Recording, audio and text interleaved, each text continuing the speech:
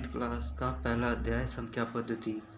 इसमें आपको भाग 1, भाग 2, भाग 3, भाग 4 और भाग 5 तथा भाग 6 सभी पाठों को कवर किया जाएगा। चलिए शुरू करते हैं। इसमें आपको सभी अध्याय कराए जाएंगे सीरीज बाई सीरीज। यह मेरा पहला वीडियो है। इसमें आपको प्रश्नावली आपकी पहली सॉल्व कराई जाएगी, जिसे आप बड़े ही ध्यान से देखेंगे और समझेंगे।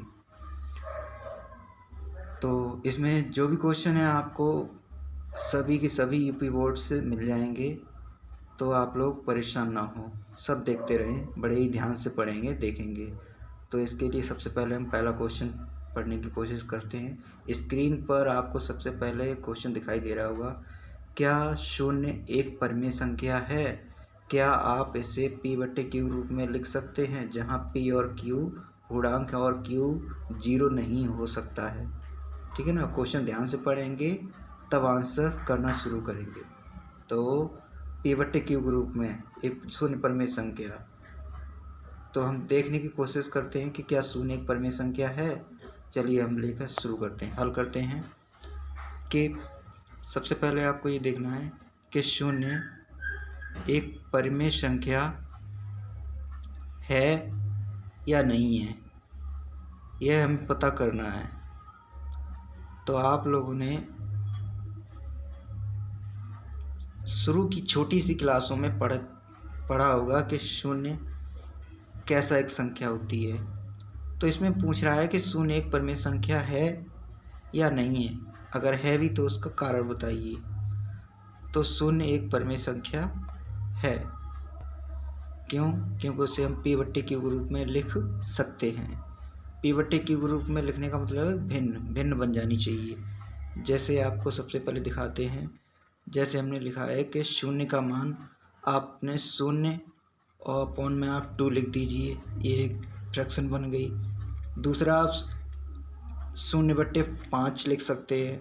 तीसरे ही आप ऐसे करके 0/7 करके लिख सकते हैं। ऐसे ही कई और भी संख्याएं हो सकती हैं, जो कि सभी की सभी आपकी क्या है, एक परिमेय संख्या के अंतर्गत आ जाती हैं। अर्थात शून्य एक परिमेय संख्या कहलाई जा सकती है। तो यह आपका पहला आंसर हो गया। चलिए दूसरा क्वेश्चन कह रहा है कि 3 और 4 के मध्य 6 परिमेय संख्याएं ज्ञात कीजिए। अर्थात आपको 3 और 4 के मध्य 6 परिमेय संख्याएं ज्ञात करनी है। क्वेश्चन बहुत ही ध्यानपूर्वक पढ़ेंगे तब आपको शुरू करना है। ठीक है ना। तो चलिए शुरू करते हैं इसका हल। सबसे पहले इसमें करना क्या है कि 3 और 4 के मध्य आपको 6 संख्याएं परिमेय संख्याएं फाइंड करनी है। तो आपको क्या करना है, 6 संख्याओं को ज्ञात करने से पहले क्या करना है, आपको 3 और 4 के मध्य आपको कितनी संख्याएं पता करनी है, 6 संख्याएं पता करनी है। तो इस प्रकार से आप 6 परिमेय संख्याएं ज्ञात करनी है। हम लिखते चल रहे हैं, उसी हिसाब से आप देखते चलेंगे और समझने की कोशिश करेंगे। सबसे पहले आपको जो 6 परिमेय संख्याएं ज्ञात करनी है 2 अंकों के बीच में, तो आप उस 6 में 1 प्लस अधिक करके एक नंबर ज्ञात कर लेंगे। यानी कि 6 में 1 प्लस करके आपको एक संख्या ज़्यादा यानी कि 7 से मल्टीप्लाई करेंगे दोनों नंबरों को एक एक करके। जो पहला नंबर दे रखा है आपका 3, उसमें मल्टीप्लाई करेंगे 7/7, इसका मल्टीप्लाई करेंगे। जो मल्टीप्लाई करके आएगा उसको हम लिख लेंगे। तो 3 का 7 में मल्टीप्लाई हो जाएगा तो 21 हो जाएगा, और नीचे आपका 7 का 7 ही रहेगा। इस प्रकार से 21/7 हो गया। उसी तरह से 4 में 7/7 का ही मल्टीप्लाई कर देंगे, जो कि आपका 7 × 28/7 हो जाएगा। तो इस प्रकार से आपके ये 2 नंबर निकल के आ जाते हैं। ये और पूछ क्या आ रहा है, हमारे पास आ गया 21/7 और 28/7, है ना। अतः अब आपको क्या करना है 21/7 और 28/7 के बीच में 6 परिमेय संख्याएं लिखनी है ना, जो कि 3 और 4 के मध्य कही जाएंगी। 6 परिमेय संख्याएं जिन्हें हम किस तरह से लिख सकते हैं, नीचे हम लिखने की कोशिश कर रहे हैं, आप लोग देखेंगे थोड़ा। सबसे पहले क्या करेंगे, 21/7 और 28/7 के मध्य की आप संख्याओं को लिख लीजिए। तो 21 से आगे यानी कि 22 है ना, 21 से आगे यानी कि 22। तो आप लिखेंगे सबसे पहले 22/7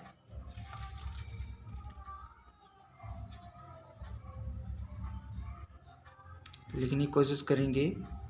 सॉरी, सबसे पहले मुझे ये दिखाना होगा कि 21/7 से अधिक होनी चाहिए, आगे होनी चाहिए, और 28/7 से कम। तो 22/7 पहली संख्या,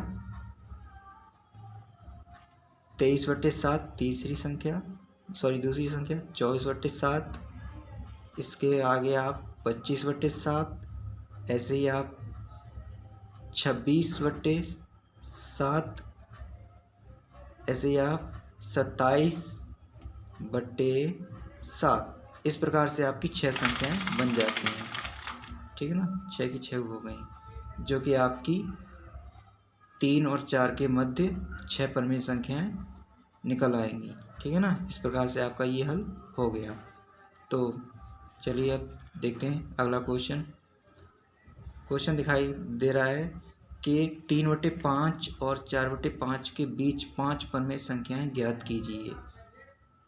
इन दोनों के बीच भी संख्या ज्ञात करनी है, तो इन दोनों के बीच में भी संख्या ज्ञात करनी है। क्वेश्चन नंबर आपका 2 की तरह है, बिल्कुल इसको भी 2 की तरह करेंगे, सिर्फ उसी की तरह से आपका हल हो जाएगा। जो कि किस तरह से करना है, बोला जा रहा है कि 3/5 और 4/5 के मध्य आपको कितनी संख्याएं फाइंड करनी है, आपको 5 परिमेय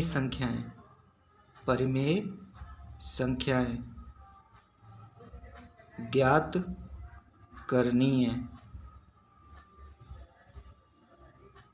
संख्या ज्ञात करेंगे तो बिल्कुल क्वेश्चन नंबर 2 की ही तरह इसको भी करेंगे। 5 संख्याएं ज्ञात करनी हैं, तो आपको उसी की तरह से इसमें भी एक संख्या ज़्यादा करके यानी 1 प्लस करके तब करेंगे। तो 5 में 1 प्लस कर दिया 6, तो इस 6 का मल्टीप्लाई करेंगे बारी बारी से। तो पहली संख्या में मल्टीप्लाई करेंगे 3/5 में, जो कि करते हैं आपका, ठीक है ना, 6/6 का ही मल्टीप्लाई करेंगे, ठीक है ना।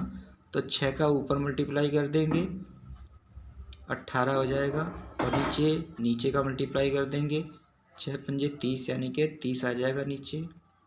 ऐसे ही फिर दूसरे वाले पार्ट में भी हम 6 का मल्टीप्लाई करेंगे, 4/5 में मल्टीप्लाई करेंगे 6/6 का मल्टीप्लाई करने के ऊपर हो जाएगा 6 चौको 24, और नीचे आ जाएगा 6×5 30।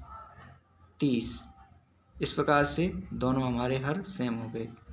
अब बस उसी की तरह से हमें इसमें भी देखना है कि 18/30 से अधिक हो,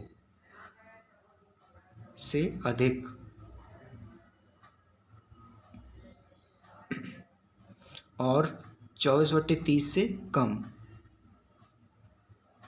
24/30 से कम, इन्हीं दोनों के मध्य की संख्याएं लिख दीजिए, वो आपकी 5 संख्याएं निकल आएंगी। तो सबसे पहले आ जाएगी 19/30, अगली हो जाएगी 20/30, अगला हो जाएगा 21/30, अगला हो जाएगा 22/30,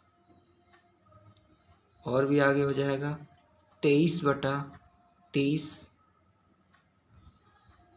इस प्रकार से आपकी 5 की 5 संख्याएं निकल आएंगी, जो आपका क्वेश्चन नंबर 2 की ही तरह से था। बस इसमें बस फ्रैक्शन आ गई थी और उसमें सिंपल सी संख्याएं थी। तो तो आप बड़े ही ध्यान से देख के और समझने की कोशिश कर लेंगे। अगर समझ में ना आए तो दोबारा क्वेश्चन पॉज करके आप समझ लेंगे, ठीक है ना।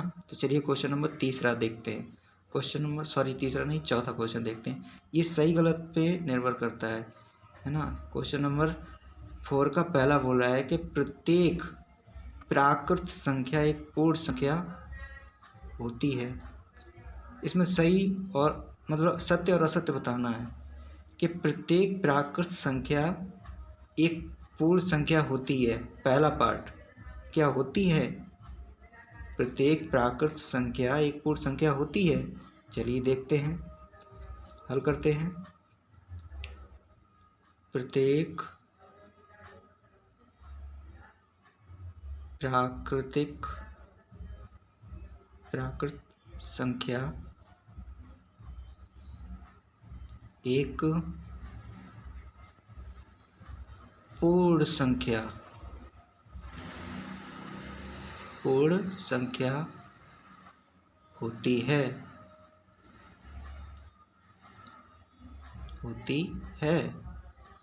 होती है क्या? प्रत्येक प्राकृत संख्या एक पूर्ण संख्या होती है। आप लोग जानते हैं संख्याओं के बारे में। प्राकृत संख्या जो होती हैं, प्राकृत संख्या है वो 0 से शुरुआत नहीं होती है बल्कि 1 से शुरुआत होती है ना। प्राकृत संख्याओं की शुरुआत 1 से होती है, 1 2 3 4 ऐसे करके डॉट डॉट डॉट करके आगे सब होती हैं। लेकिन जो पूर्ण संख्या होती हैं, पूर्ण संख्याएं, उनकी शुरुआत 0 से होती है।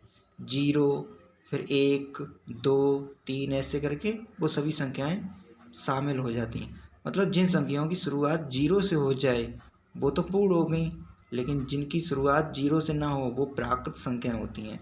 अर्थात हम कह सकते हैं कि पूर्ण संख्याओं में प्राकृत संख्याएं होती हैं, लेकिन प्राकृत संख्याओं में पूर्ण संख्याएं नहीं होती हैं। अर्थात प्राकृत संख्याएं पूर्ण संख्याएं हो जाएं ऐसा जरूरी नहीं है। अर्थात ये मेरा पहला कथन सत्य हो जाएगा। हाँ, सत्य हो जाएगा, ठीक है ना, सत्य हो जाएगा। चलिए आगे क्वेश्चन देखते हैं। कह रहा है कि प्रत्येक पूर्णांक एक पूर्ण संख्या होती है। बोल रहा है कि प्रत्येक पूर्णांक क्या एक पूर्ण संख्या होती है? एक पूर्ण संख्या होती है।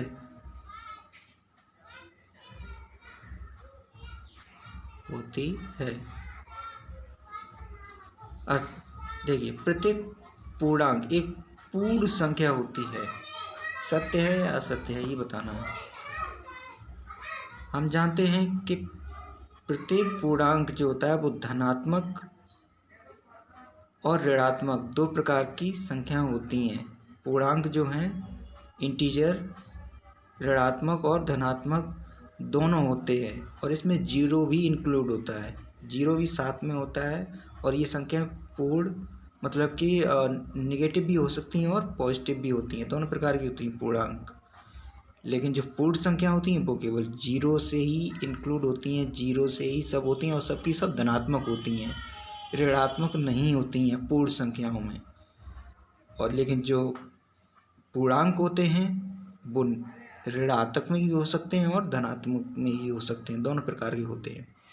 तो कहने का मतलब ये है कि प्रत्येक पूर्णांक पूर्ण संख्या नहीं हो सकता है, पूर्ण संख्या नहीं हो सकता है, क्योंकि पूर्ण संख्याएं जीरो से सभी पॉजिटिव संख्याएं होती हैं। पूर्ण संख्या में सभी पॉजिटिव होती हैं और पूर्णांक में सभी निगेटिव और पॉजिटिव दोनों प्रकार के होते हैं, और जीरो भी होता है। तो इस प्रकार से ये कथन हमारा असत्य हो जाएगा, ठीक है ना। अगला क्वेश्चन देखते हैं। प्रत्येक परिमेय संख्या एक पूर्ण संख्या होती है। इसमें बोल रहा है कि प्रत्येक परिमेय संख्या एक पूर्ण संख्या होती है। तो ये कथन सत्य है। चलिए देखते हैं इसको भी, लिखते हैं। प्रत्येक परिमेय संख्या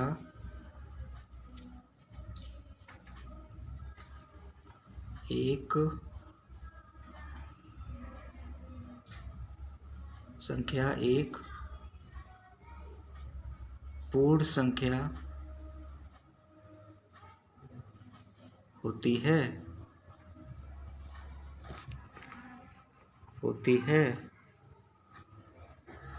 तो इसमें पूछ रहा है कि परिमेय संख्या पूर्ण संख्या होती है, ये बोल रहा है, पर हमें बताना है कि परिमेय संख्याएं पूर्ण संख्याएं होती हैं, ऐसा जरूरी नहीं है, क्योंकि सभी परिमेय संख्याएं जो होती हैं वो P/Q के रूप में लिखी जाती हैं, P/Q के रूप में लिखी जाती हैं, है ना, जो कि भिन्न का रूप होता है, जो कि भिन्न ही बन जाती है। तो इस प्रकार से परिमेय संख्याएं P/Q के रूप में होती हैं, और जो पूर्ण संख्याएं होती हैं वो 0, 1, 2, 3 ऐसे करके आपकी ढेर सारी संख्या होती हैं। तो कहने का मतलब ये है कि परिमेय संख्या पूर्ण संख्या नहीं हो सकती है। प्रत्येक परिमेय संख्या पूर्ण संख्या नहीं हो सकती, तो ये भी कथन आपका असत्य हो जाएगा। ठीक है ना। इस प्रकार से आपके पहला सत्य, दूसरा असत्य, तीसरा असत्य, ये सब के सब आपके क्वेश्चन हल हो गए। तो उम्मीद करता हूँ कि आपको आज का मेरा ये वीडियो पसंद आया होगा। माफ़ी चाहूँगा कि अगर कुछ मैं समझाने में असमर्थ हुआ हूँ, लेकिन मैं कोशिश करूँगा आगे आने वाली सभी वीडियो को मैं स्पष्ट रूप से आपको समझाने की कोशिश करूँगा। तो इस प्रकार से मेरे अगले वीडियो में आप लोग ज़रूर देखें। अगला पार्ट हमारा भाग 2 शुरू होगा, जिसमें आप शुरू करें। तब तक के लिए धन्यवाद।